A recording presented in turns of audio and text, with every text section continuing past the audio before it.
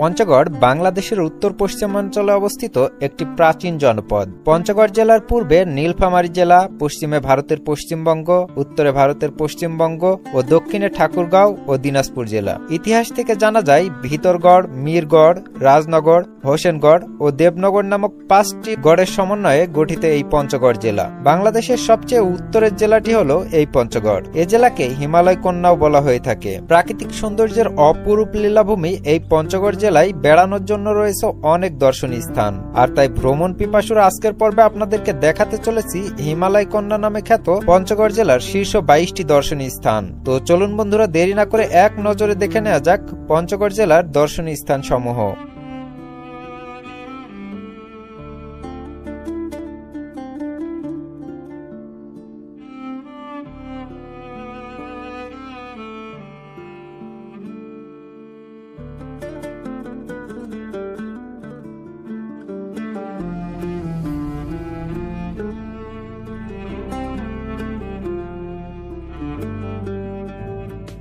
Kanchenjunga,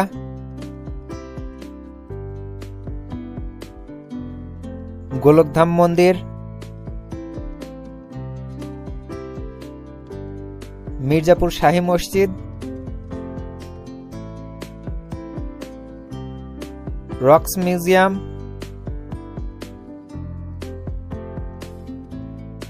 Banglabandha 0 point, মহারাজার দিঘি,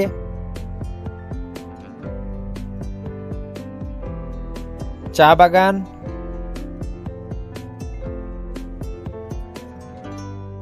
তেতুলিয়া ডাক bungalow,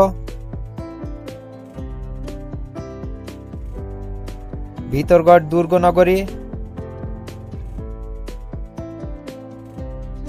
12 আউলিয়া মাজার,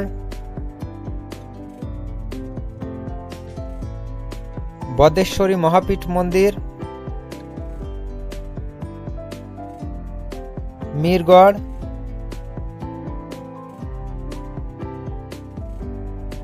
দেবীগঞ্জ চীন বাংলাদেশ মৈত্রী সেতু, করতোয়া নদী,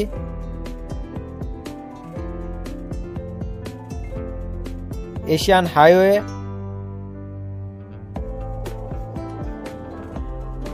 মহারানী বাঁধ,